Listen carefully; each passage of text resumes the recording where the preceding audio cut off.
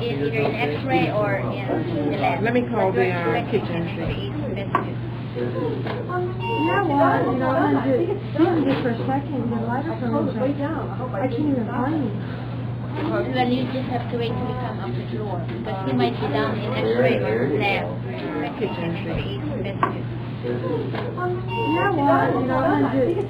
So I'm waiting. And you're wondering why. Well, to make a long story short, my father has prostate cancer.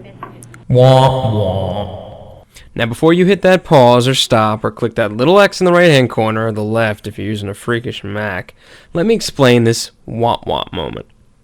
Oh, well, now you're wondering what I mean by a wah-wah moment. Well, a wah-wah moment is when, in a conversation, one moves from something pleasant or neutral to something completely depressing. For example, "Hey Mike, how are you?" "I'm fine, John, you?" "Oh, super, I just brought my dog back from the vet. He's in good health." "Oh, that's nice, my cat was run over yesterday." Wah, wah. Essentially, my friends and I use said wah wah when anyone decides to insert a depressing moment, such as the above example or my sudden clarification in my earlier monologue. Hence, wah wah moment. And the reason I'm halting you from changing the proverbial channel is because I'm not trying to instill any form of negativity on you. To be honest, I'm just trying to discuss my day.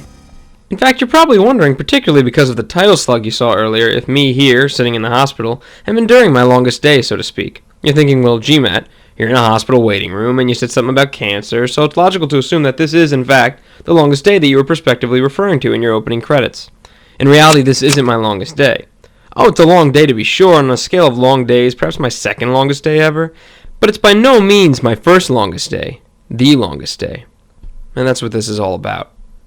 But to better clarify this whole long day, father, prostate, overly convoluted monologue business, we have to go back in time. Insert poorly made flashback wipe here.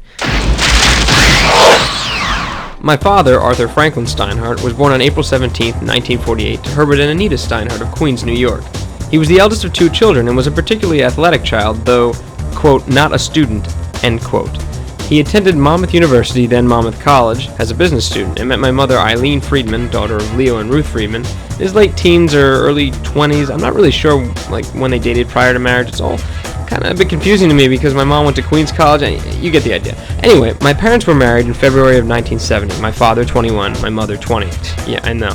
They then moved to New Jersey and begat three darling little mutants. Their children, my brothers Mark and Todd, and me. Now, at this point, you're wondering what the hell does this biographical nonsense have to do with all this? Well, and be prepared for many a want-worthy moment. My grandfather, Herbert, my father's father, was a lifelong smoker and died of colon cancer in 1981, 3 years before I was born. My grandmother, Anita, my father's mother, and the only grandparent I actually met, died in 1997 of the same disease, more than likely from years of secondhand smoke inhalation. Now let me make something very clear here, because this is a personal discussion, not an anti-smoking ad. My grandfather made his choice, and that's that, and I've smoked my fair share of tobacco, so I have no need to be a hypocrite right now and get all preachy and say, oh, smoking is bad for you and don't smoke cigarettes and blah blah blah blah blah. You all know this already, and if it isn't already evident, then I can just direct you to the local super angry liberal anti-smoker, or advise you to watch Thank You for Smoking. Not so much for the anti-smoking message, but for the fact that it's a really good movie. Plus, if you didn't already know that foreign substances going into your body was bad for you, then you must have had your fair share because you must be brain damaged. Now here's some educational info. And thanks to Wikipedia in advance because, as well as I know, well, anything, Wikipedia helps me know it that much better. I'm assuming this shameless free plug will help evade what they call a lawsuit. Cancer is a class of diseases or disorders characterized by uncontrolled division of cells and the ability of these cells to spread, either by direct growth into adjacent tissue through invasion, or by implantation into distant sites by metastasis, where cancer cells are transported through the bloodstream or lymphatic system. Cancer may affect people of all ages, but risks tend to increase with age. It is one of the principal causes of death in developed countries, such as, say, the United States. And while many cancers are sporadic, a number of recognized syndromes of cancer have a hereditary component. So to relate back to the present, essentially because of my family history of cancer, colon cancer in particular, my father, his brother, and eventually my brothers and I have to get regular checkups in case of developing cancer. One such checkup for the colon is a colonoscopy, also known as what Katie Couric decided everyone in the nation should see before breakfast on the Today Show, or properly known as a minimally invasive examination of the large colon and the distal part of the small bowel with a camera on a flexible tube passed through the anus, aka my idea of the worst first date ever. Luckily, my father has had no developing growths on his colon as of yet. Knock on wood. Another test he had to get was one to check his prostate. The main function of the prostate is to store and secrete a clear, slightly alkaline fluid that constitutes 10 to 30% of the volume of the seminal fluid that, along with spermatozoa, constitutes semen. Obviously, the major issue here is prostate cancer, which often develops in men over 50, in other words, my dad's age. Prostate cancer is most often discovered by physical examination or by screening blood tests. One such test is the PSA, or prostate-specific antigen test, the latter of which my father regularly received. If PSA levels are high enough, biopsies are taken. That's where they cut out pieces of tissue and test them for any issues. My father has often equated this to the feeling of someone clipping you inside with a tiny stapler, aka ew. My father had been getting said test done for years when a year or so ago his PSA levels started to rise exponentially. More inside staplers to the rescue. Biopsies were done a number of times with no cancer developed. And then the ABBA moment happened. Ah, now you're wondering what the hell an ABBA moment is, and rightfully so.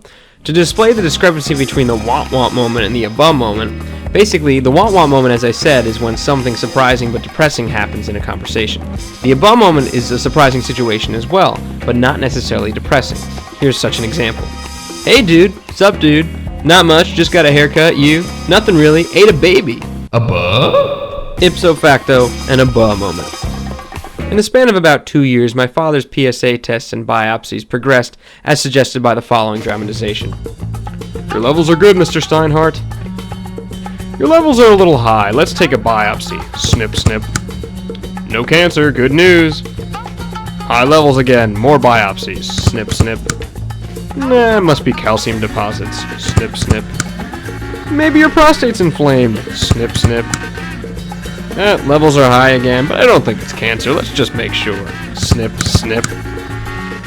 Your prostate has cancerous cells.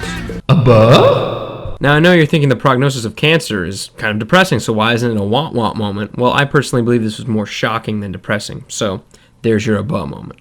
Now, let me clarify again, that was a dramatization. I am not putting the doctor's credibility into question here. He knew what he was doing, and he had every reason to believe my father was cancerless. It's very common for PSA tests to show false positives, and many professionals question the validity of the test in general, and he, like any good, honest doctor and surgeon, didn't want to cut anyone open unless it was deemed absolutely necessary. Yet we can't deny that we were all taken aback a bit, as likely as we knew such an outcome was. So let's fast forward in time a little bit. Or rewind, because we're at the beginning of the movie. Anyway, I'm sitting and I'm waiting. And I'm waiting because my father's getting surgery to have his prostate removed. And now you're thinking, by definition of the term, the longest day, wouldn't this be it, Matt? I mean, your father's having this cancerous organ removed, which is both a scary and a happy moment. Scary because it's surgery, but happy because if it's successful, your father's disease is expelled from his body. Right? Right? Right? Well, here's the thing about cancer, and the thing about why this wasn't my longest day. You see, as mentioned, cancer can metastasize, in other words, spread to other parts of the body. To rewind a bit, prior to my father's surgery, but after the prostate prognosis, tests were done to check and see if the cancer had spread.